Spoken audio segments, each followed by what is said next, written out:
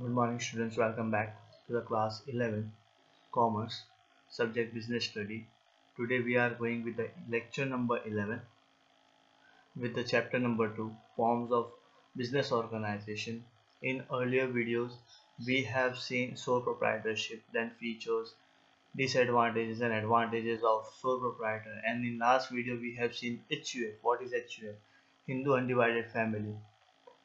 Hindu Undivided Family is an family business which is continuously going on, as we have studied earlier earlier video. Today we will go with the topic features of Hindu Undivided Family, merits and demerits of HUF. Today we will see all the concept today. As we have seen that there is a Karta in Hindu Undivided Family who is the elder member of a family. Head of the family is the person who is known as manager or Karta, who is the responsible one to take care of business activities. Because of that, Karta is the one who helps the organization to grow, and every member of the family is the member of business. Every family member has to work for organization. As we have seen two different types of HUF. One is related to family members which are used in West Bengal, where female are participated as co-partners, and one was with there which is applicable for all India except West Bengal, where male member can be only a co-partner. So this is the summarized concept which I want to discuss before starting features and merits and demerits. So let's begin with the features of Hindu undivided family.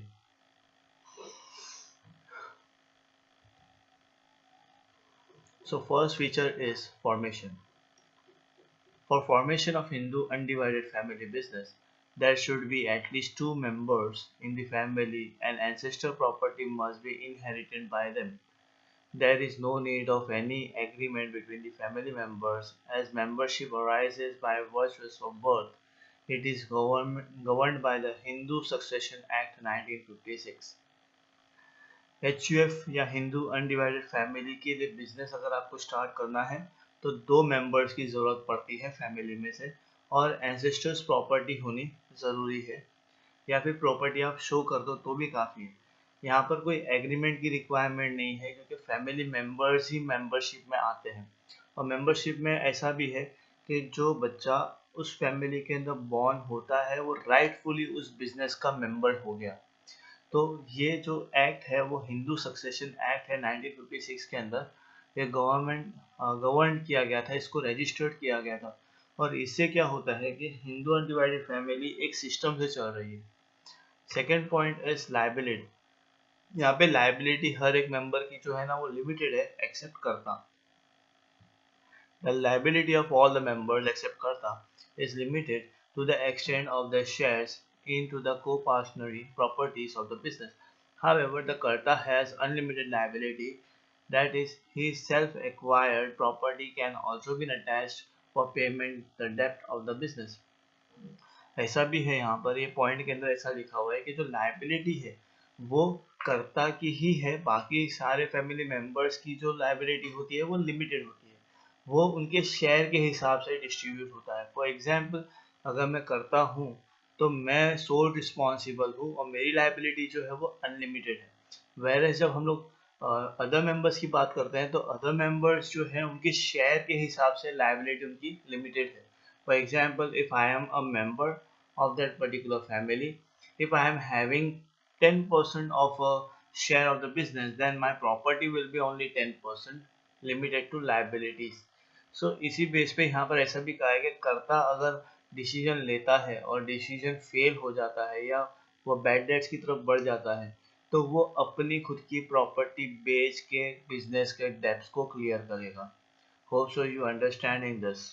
Karta's liability is unlimited, whereas other members' liability is limited. Next point is point number 3, control. Who controls the business? Ultimately, Karta, because Karta is the elder ones. He is the sole responsible one to make the business proper way and make all the decisions on behalf of other members. The control of the family business lies with the Karta. He is authorized to manage the business. He takes all the decisions and his decisions are binded on the other members.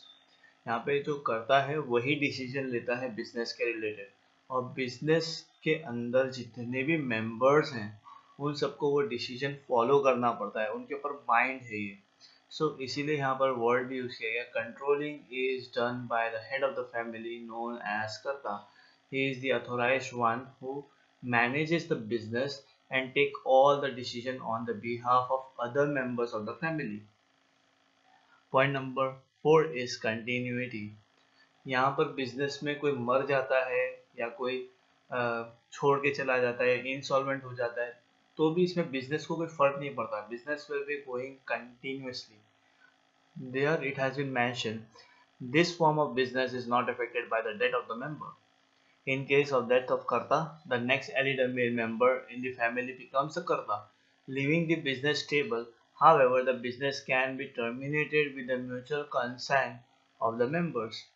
अगर करता है, कर्ता की death हो जाती है, तो उस फैमिली के अंदर अगर कोई एल्डर मेंबर होता है या एल्डर फैमिली मेल मेंबर है तो वो कर्ता बनेगा और वो बिजनेस को स्टेबल करके रखेगा।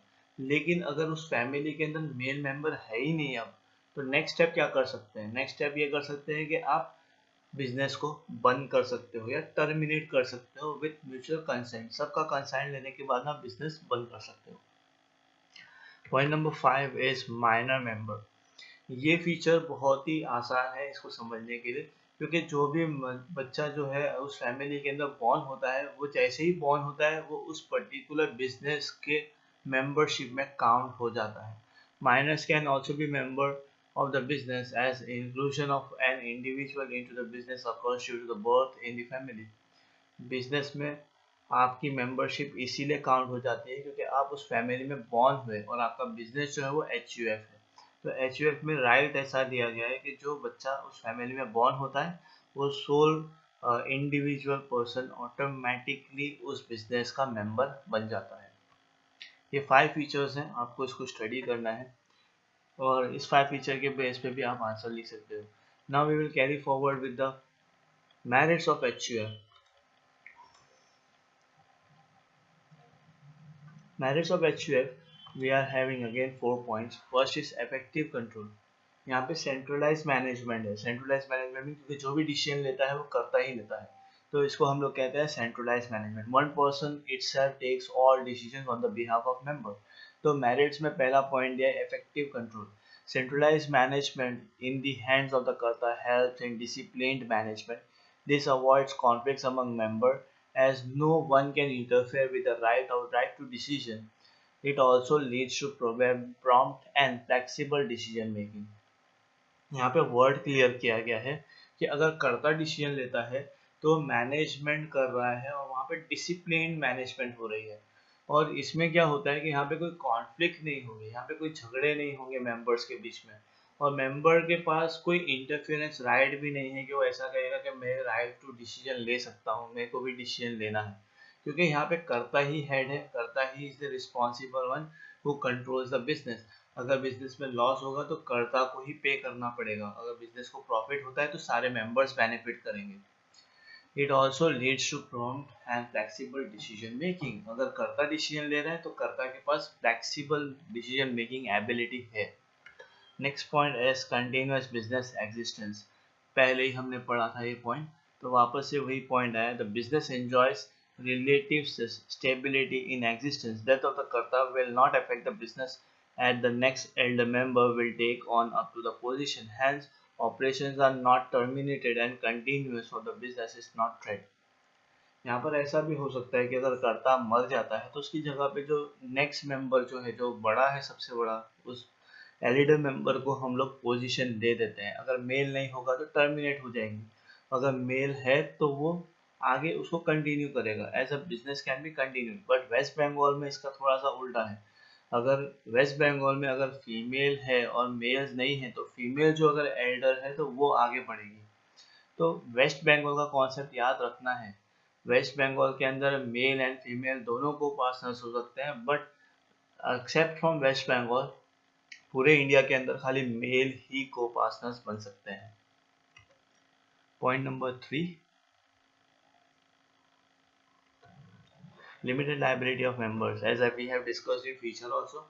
यहाँ पे को पार्टनर्स की जो लायबिलिटी होती है वो लिमिटेड होती है एक्सेप्ट कर्ता का बिजनेस अगर फ्लॉप होता है या कर्ता का जो बिजनेस में नुकसान हुआ तो karta is the only responsible one who has to pay all the debts. जो भी खर्चा है, जो भी नुकसान है वो कर्ता ही पे करेगा। बाकी सारे मेंबर्स का जो प्रोटेक्शन है, जो मेंबर्स का जो शेयर होता है वो उसी अकॉर्डिंग पेमेंट कर सकते हैं। Sorry. Point number 4, increase loyalty and cooperation. As the business is running by the member of the family, there is a great sense of loyalty towards one another. Family member ही है तो दोनों के बीच में loyalty होगी, दोनों के बीच में रिस्पेक्ट होगा, म्यूचुअल अंडरस्टैंडिंग होगी, दोनों एक दूसरे को कॉर्पोरेट करेंगे। तो इससे क्या होता है, यहाँ पे एक डायरेक्ट रिलेशन क्रिएट होती है एफर्ट्स एंड रिवॉर्ड की। So Karta and the all family members put their best efforts to increase the profit and reputation of business. इस पॉइंट पे ऐसा कहा है कि यहाँ पर जब रिलेशन की बात करते हैं तो जब फैमिली मेंबर्स लॉयल होते हैं और कोऑपरेटिव होते हैं तो दोनों ही मिलके एफर्ट्स भी लगाते हैं और एफर्ट्स लगाने का रिजल्ट भी उनको मिलता है। कर्ता और पूरे मेंबर्स अगर साथ में एफर्ट्स डालते हैं तो उनकी प्रॉफिटेबिलिटी जो है वो इंक्रीज हो जाती है, और प्रॉफिटेबिलिटी अगर इंक्रीज होती है तो रेपुटेशन भी बढ़ता है। Best example is Reliance. आज के इसमें अगर ये टॉपिक को अगर आप कंसीडर करते हो तो रिलायंस का आप एग्जाम्पल ले सकते हो, जो एक फैमिली बिजनेस है। घर के सारे male members, female members are investing their shares to enhance their business and reputation. Reliance आज के इसमें मार्केट में बहुत ही बड़ा बिजनेस है, क्योंकि रिलायंस का स्टार्टअप जो हुआ था वो एक फादर ने स्टार्ट किया था, फादर से स्टार्ट होकर सन्स को गया, अब सन्स से वो ग्रैंड सन्स तक पहुंच चुका है। अब grandsons and granddaughters are enhancing that business, और वो बिजनेस को इतना एक्सपैंड कर चुके हैं कि इंडिया के अंदर बहुत ही रेप्यूटेड ऑर्गेनाइजेशन हो चुकी है। Hope so you are understanding this concept. Now we are carry forwarding our topic next to demerits. What kind of problems are being faced by HF? First point is limited resources. Hindu undivided family faces a huge problem related to capital. यहाँ पर Hindu undivided family business जो है ना वो पैसे के related बहुत problems face करती है। उनके पास जो एंसेस्टर्स प्रॉपर्टी होती है वही उनका मेन सोर्स है जिससे वो कैपिटल जनरेट कर सकते हैं। This limits the scope of expansion of business, और इसी की वजह से वो अपने बिजनेस को एक्सपैंड भी नहीं कर सकते।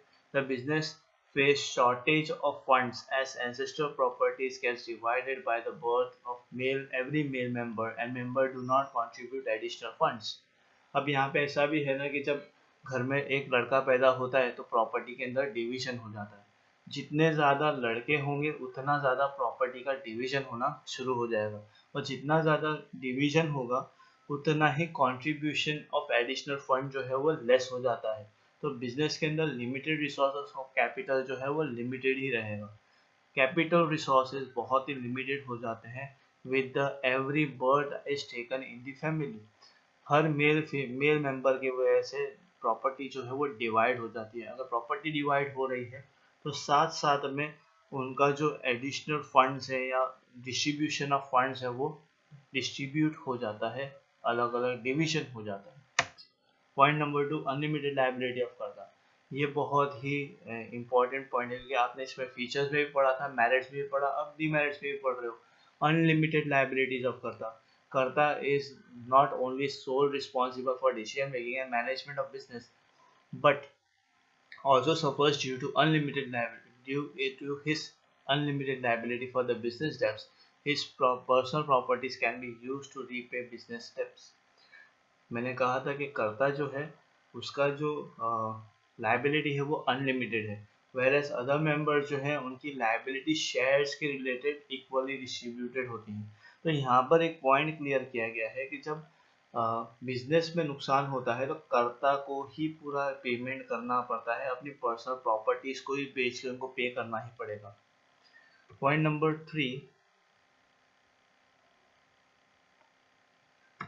3 इज डोमिनेंस ऑफ कर्ता, क्योंकि यहाँ पे कर्ता जो है वो सोल मैनेजर है, सोल कंट्रोलर है, बिजनेस को वो अकेले हैंडल करता है। तो यहाँ पे कोई भी डिसीजन सबको एक्सेप्ट करना पड़ेगा। यहाँ पे कर्ता का जो डिसीजन होगा वही फाइनल डिसीजन होगा। मे बी घर के जो मेंबर्स है शायद वो बहुत बार उसे एक्सेप्ट ना कर सके, तो यहाँ पे कॉन्फ्लिक्ट शुरू हो सकती है। यहाँ पे कॉन्फ्लिक्ट इसलिए शुरू हो सकती है क्योंकि यहाँ पे फैमिली मेंबर्स को भी डिसीजन लेने का हक बन सकता है, लेकिन डिसीजन नहीं ले सकते वो, क्योंकि कर्ता ही यहाँ पे डोमिनेंट है। कर्ता यहाँ पे मोनोपोली कंट्रोल करता है, यहाँ पे मोनोपोली डिसीजन लेता है। तो मेंबर्स का सजेशन अगर आप देते भी as a member of that family, if you give the suggestion also, then also karta can neglect your suggestion and take his own decision that can make huge conflicts between the family. Point number 4 is limited managerial skill. अगर करता है तो करता हर function में तो proper नहीं हो सकता, तो कर्ता की एक्सपर्टीज भी बहुत ज़्यादा इफेक्ट कर सकती है। एज कर्ता has performed all the functions of business, he may not be expert in all the activities of business, his skills are limited and this may adversely affect the functions of the business and may result into poor profits or even losses. कर्ता जो होता है ना वो normally business के अंदर हर functions को follow नहीं कर सकता। कर्ता के पास एक स्पेशल स्किल होगा, वो भी लिमिटेड, तो उसका इम्पैक्ट बिजनेस पे हो सकता है। और अगर बिजनेस पे इम्पैक्ट होगा तो मे बी वो प्रॉफिट्स बहुत कम बनाएगा या तो बहुत ज़्यादा लॉसेस भी बना सकता है। तो यहाँ पे कर्ता की जो मैनेजरल स्किल्स है वो लिमिटेड है। इसीलिए आज के इसमें, आज की करंट सिचुएशंस में जो HUF ऑर्गेनाइजेशन है वो डिक्लाइनिंग स्टेजेस पे है। In the present scenario, the Hindu undivided family, the business is on declining because of diminishing number of Hindu undivided families in the country. अभी इंडिया के अंदर तो नॉर्मली बहुत सारे बिजनेस अब धीरे धीरे डाउनफॉल की तरफ बढ़ गए हैं, वेरस बहुत सारे बिजनेस हैं ऐसे भी, लेकिन अब आप काउंट करके बता सकते हो कि ये खानदानी बिजनेस है और यहाँ पे लोग बहुत एनहांस कर रहे हैं। Hope so you have understood the features, merits and demerits of today's topic. If you have any problem related to topic, just comment back in the video itself. That's it for today. Thank you.